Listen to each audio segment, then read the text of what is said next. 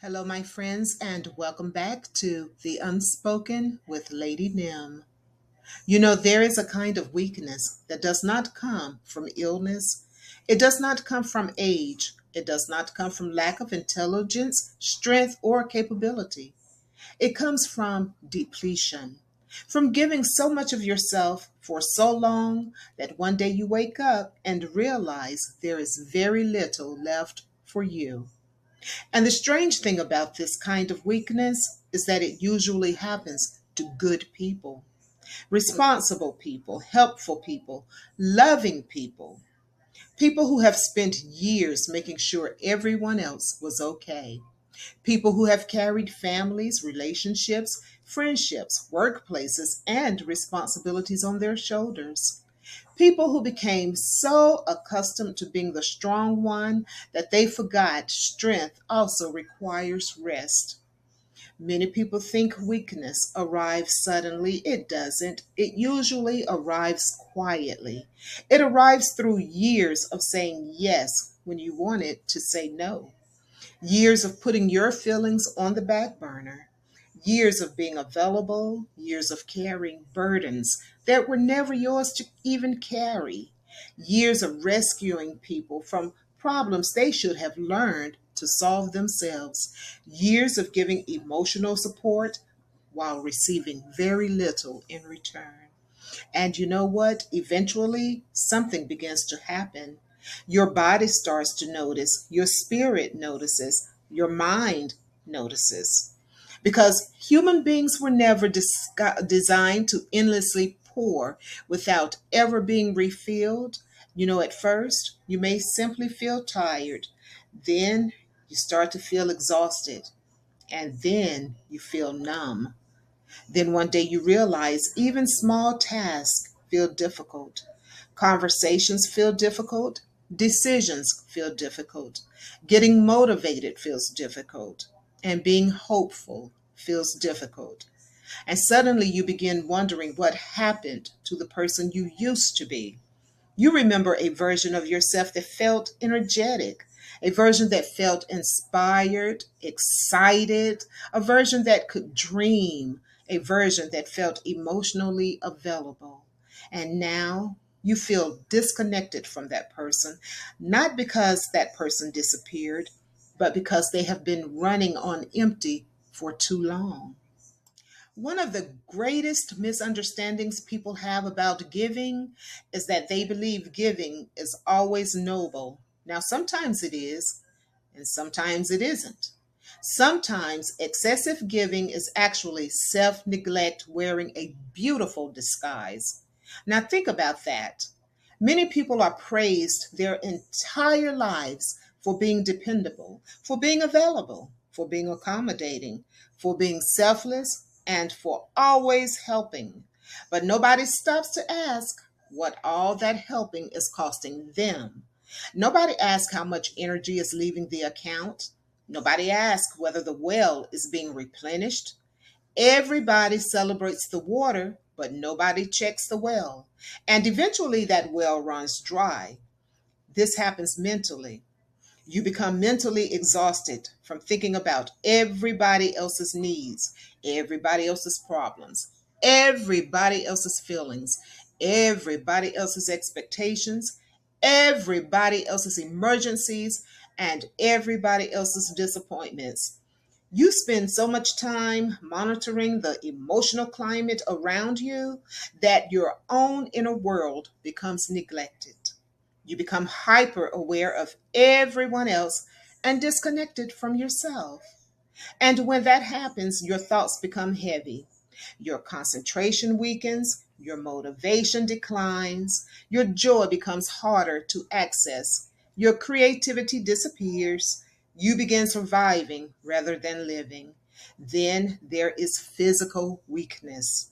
And many people underestimate how emotional depletion actually affects the body. The body keeps score and the body remembers. The body absorbs what the mind tries to ignore. So then here comes the chronic stress, the chronic disappointment, the chronic caregiving, the chronic emotional labor, the chronic overextension. All of these things eventually show up physically. You may feel drained after sleeping, your muscles feel heavy, your energy feels low, your enthusiasm disappears, and you find yourself sitting longer, resting more, moving slower. But not because you're lazy, but because your entire system is asking for recovery. The body is saying, I cannot continue operating at this level. And many people ignore these warnings because they are used to being needed. They are used to being the helper and the provider. They are used to being the peacemaker. They are used to being the dependable one. So instead of resting, they push harder. Instead of recovering, they give more. Instead of listening, they sacrifice again until eventually the weakness becomes impossible to ignore. Now, one of the most painful realizations in life is discovering that some people became comfortable receiving from you without ever considering what it cost you. Not because they're evil, sometimes because they simply got used to it. They got used to your availability, your patience and understanding, your generosity and forgiveness, your flexibility and reliability. And when something becomes consistently available, people often stop appreciating it. It becomes expected. And expectations can quietly replace gratitude. That realization really hurts because many people spent years believing their giving would eventually be reciprocated. Someone would step up, someone would notice, and someone would ask, how are you doing? Are you okay? What do you need? But those questions never came, or they came far too late. And now there is resentment. Not because you wanted applause, but because you wanted partnership. You wanted consideration. You wanted reciprocity.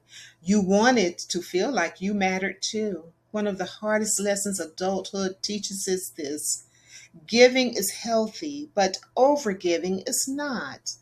Love is healthy, self abandonment is not. Helping is healthy, rescuing is not. Supporting is healthy, but caring everyone is not. And at some point, wisdom begins teaching us boundaries, not walls, but boundaries. And there is a difference. Walls keep everyone out, while boundaries teach people how to enter respectfully. Healthy people understand boundaries, and healthy relationships respect boundaries. Healthy love respects boundaries because boundaries protect what is valuable. And what is valuable, my dear, is you, your energy, your health, peace, spirit, future, your joy. You cannot continue giving pieces of yourself away while expecting to remain whole. Eventually, you must choose restoration. You must choose yourself, not in a selfish way, but in a sustainable way. Maybe restoration begins with saying no. Maybe restoration begins with resting. Maybe restoration begins with taking a walk or asking for help. Maybe restoration begins with declining responsibilities that never belonged to you. Maybe restoration begins with admitting, I am tired. Now, those three words are very powerful because they are honest, and honesty is often the first step toward healing. Many people have spent years pretending they're fine, pretending they're strong, pretending they can handle everything, pretending they don't need support, they don't need rest, they don't need care. But eventually, you see, truth arrives, and truth says, honey, you're human. You're not a machine. You're not a resource. You're not a service station. And you're not a rescue team. You are human. And humans need replenishment. Humans need recovery. Humans need moments where they receive instead of constantly giving. If you are feeling weak mentally and physically today, do not immediately assume something is wrong with you. Ask yourself a different question. Have I been giving more than I have been receiving? Have I been caring more than I should? Have I been responsible for things that were never mine? Have I been abandoning my own needs? Have I forgotten myself while taking care of everyone else? Because sometimes weakness is not failure.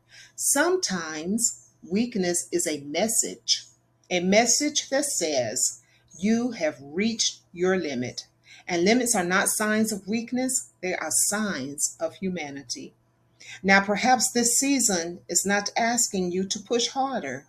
Perhaps it's asking you to recover, to refill, to restore, and to return to yourself. To remember that your life matters too. Your dreams matter, your health matters, and your peace matters. And perhaps the strongest thing you can do right now is stop measuring your worth by how much you sacrifice, because your value was never created by how much you gave away. Your value existed before anyone needed anything from you, and it still exists now. And now, beloved, I want you to remember this. Some people don't break because they are weak. They break because they spent years being strong for everyone except themselves. I ask that you take what resonates and gently release what does not. And as always, beloved, have a great day on